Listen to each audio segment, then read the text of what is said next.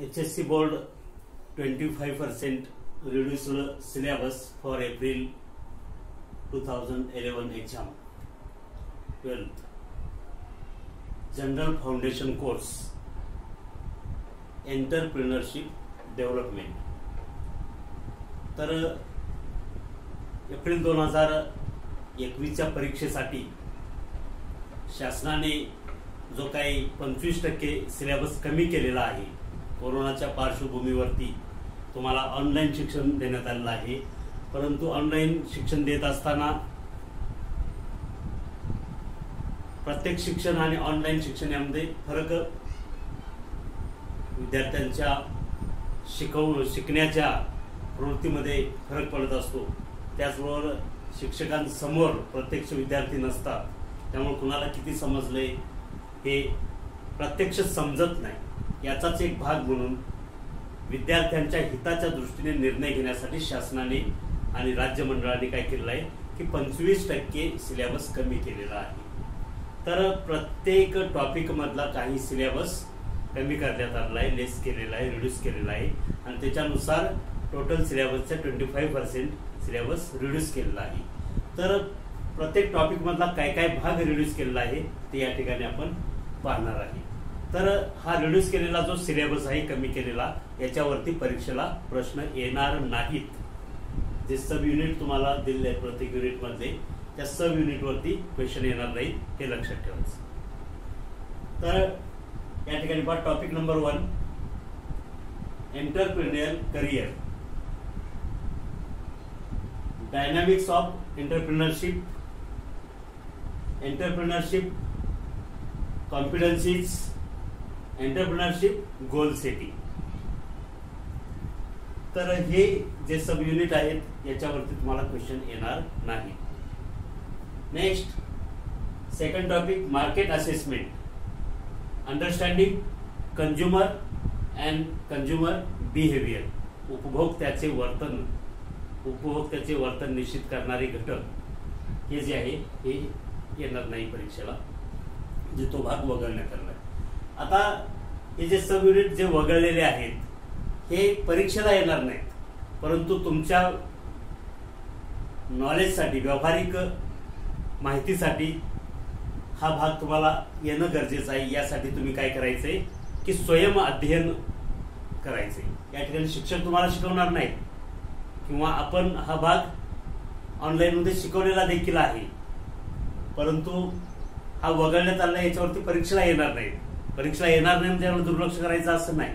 तर तुम्ही काय करायचंय की तुमच्याकडे जे टेक्स्टबुक असेल तर ते टेक्स्टबुक वाचत असताना हे सुद्धा वाचायचं, म्हणजे तुम्हाला त्याच्यावर आधारित जर पुढचं टॉपिक असेल तर ते तुम्हाला लवकर त्या ठिकाणी समजायला मदत होईल किंवा भविष्यामध्ये या सब युनिटचा देखील तुम्हाला उपयोग व्यवहारामध्ये होणार आहे. यासाठी वाचायचं, परीक्षेसाठी येणार नाही, पण आपल्याला पुढं व्यवहारामध्ये त्याचा कधी ना कधी उपयोग होणार आहे म्हणून हे वाचायचं. त्याला स्वयं अध्ययन म्हटलं की स्वयं अध्ययन विद्यार्थ्यांनी करणं अपेक्षित आहे. ओके, परीक्षेच्या दृष्टीने जरी नसलं तरी आपल्या स्वतःच्या दृष्टीने त्या ठिकाणी तयारी करायची. थर्ड टॉपिक आहे प्रोजेक्ट सिलेक्शन, प्रकल्पाची निवड, क्लासिफिकेशन ऑफ प्रोजेक्ट, प्रकल्पाचं वर्गीकरण, सिलेक्शन ऑफ प्रोजेक्ट, प्रकल्पाचं वर्गीकरण आणि प्रकल्पाची निवड, हा भाग या ठिकाणी कमी केला आहे, रिड्यूस केलेला आहे. Next fourth topic resource mobilisation, network analysis, advantage and disadvantage. Network एनालिसिसचा जो भाग आहे, नेटवर्क एनालिसिसचे फायदे तोटे, हे वगळण्यात आलेलं आहे. परंतु यामध्ये नेटवर्क एनालिसिस म्हणजे काय, व्हॉट इज नेटवर्क एनालिसिस हे येऊ शकतं. डेफिनेशन ऑफ नेटवर्क एनालिसिस हे येऊ शकतं. परंतु त्याच्या पुढचा जो भाग आहे advantage and disadvantages of network analysis, importance of network analysis, हे परीक्षेला येणार नाही. तर हे झाले 4 टॉपिक. त्याच्या पुढचं आपण लगेच सांगतोय मी. हे 4 टॉपिक लिहून घ्या अगोदर.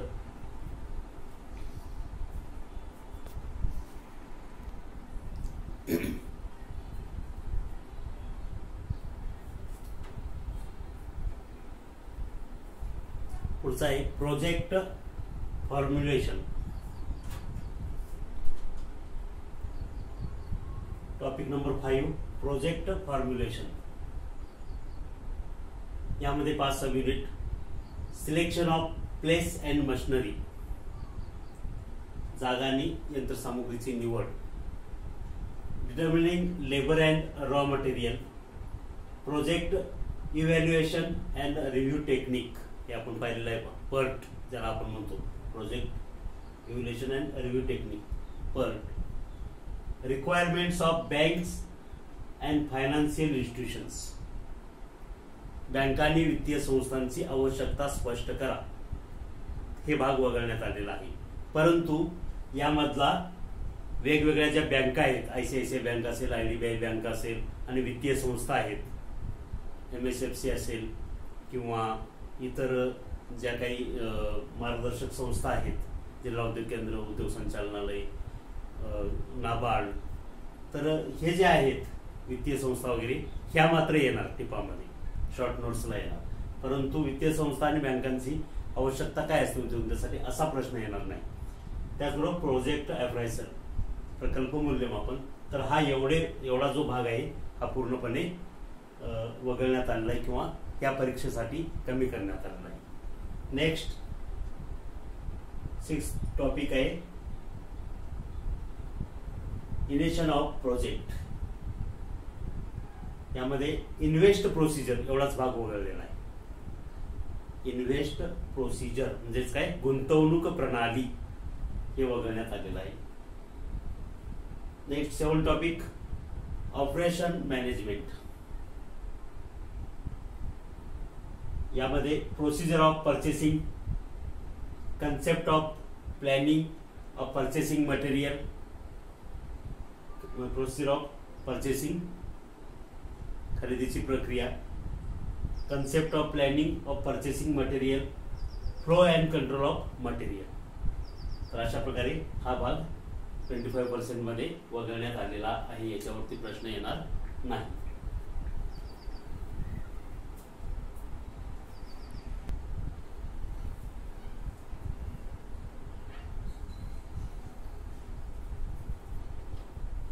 नेक्स्ट टॉपिक आहे फायनान्शियल मॅनेजमेंट.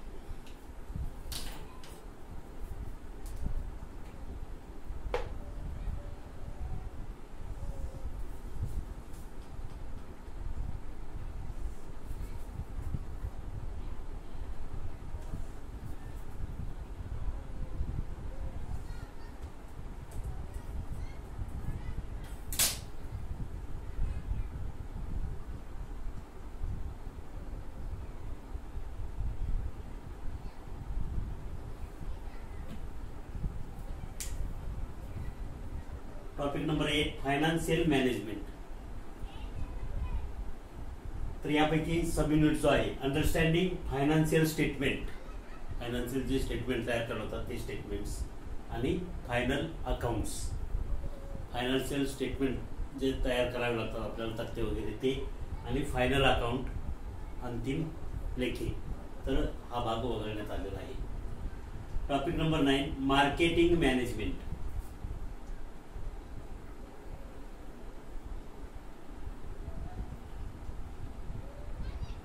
मार्केटिंग मॅनेजमेंट, तर याच्यामध्ये चॅनेल्स ऑफ डिस्ट्रीब्युशन, वितरण प्रणाली जी आहे, ही वितरण प्रणाली, त्याला आपण चॅनेल्स ऑफ डिस्ट्रीब्युशन असं म्हणतो.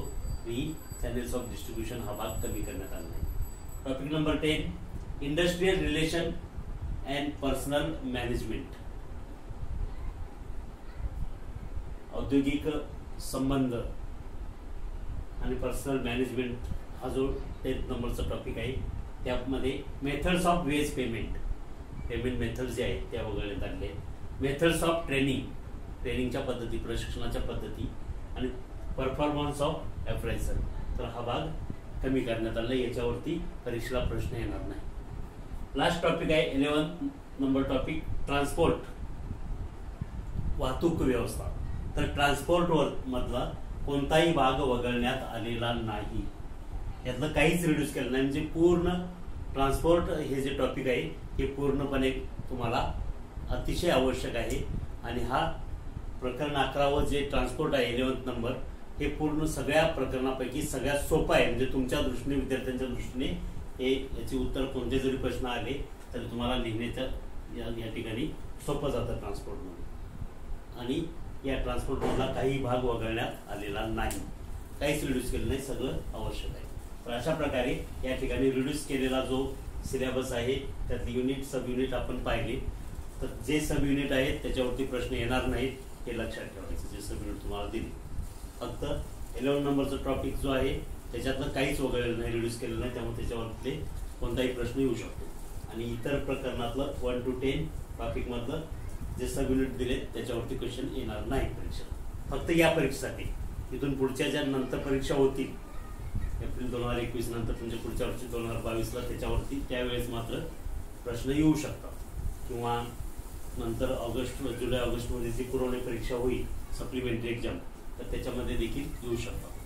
बोर्डाची जी सप्लिमेंटरी एक्झाम असते रिपीटर मुलांसाठी, त्याच्यामध्ये सगळ्यांवरती येऊ शकतात. फक्त या परीक्षेसाठी हे नियोजन आहे सिलेबस रिड्यूस केलं, लक्षात. तर अशा प्रकारे HSC board reduce syllabus for general foundation course आपण या ठिकाणी त्या विषयाचा अभ्यासक्रम जो कमी केलेला आहे तो पाहिलेला आहे. ओके, सगळ्यांनी लिहून घ्यायचे आणि तुमच्या वहीमध्ये ते नीट व्यवस्थित लिहून त्याच्यावरती तुम्ही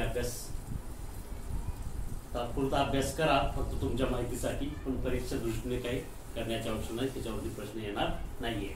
ओके.